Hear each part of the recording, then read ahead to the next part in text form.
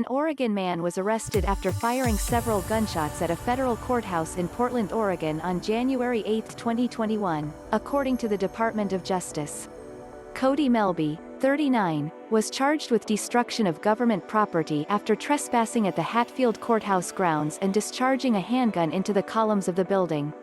According to charges filed by the DOJ, Melby's gunshots resulted in less than $1,000 of total damage to the courthouse. Due to protests stemming from the death of George Floyd in May, the Hatfield Courthouse erected a large fence around the building and covered the stone facade and windows with plywood.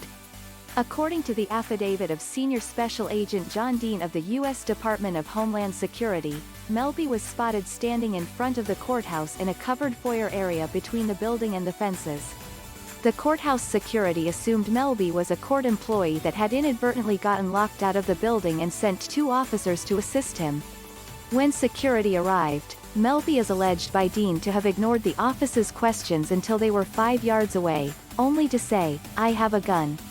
He was quickly taken into custody without firing a shot at the officers. Officers found Melby had a loaded handgun and a switchblade in his possession. Security camera footage of Cody Melby firing a handgun at a federal courthouse in Portland, Oregon. U.S. Department of Justice. After being detained, Melby was asked what he was doing by an officer. Melby said he had been in front of the courthouse for 20 minutes and fired shots into the ground because no one had approached him.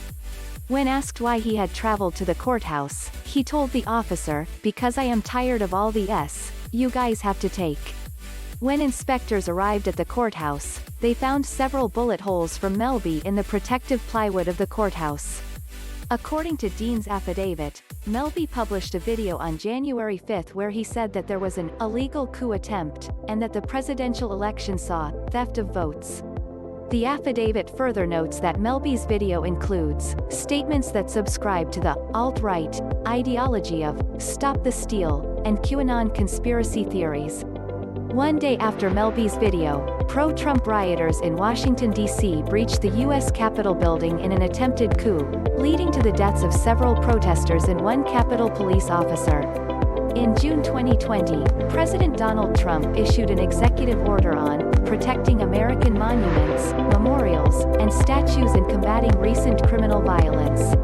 The order states that it is the policy of the U.S. to prosecute, under federal law, and as appropriate, any person or any entity that destroys, damages, vandalizes, or desecrates a monument, memorial, or statue within the United States or otherwise vandalizes government property.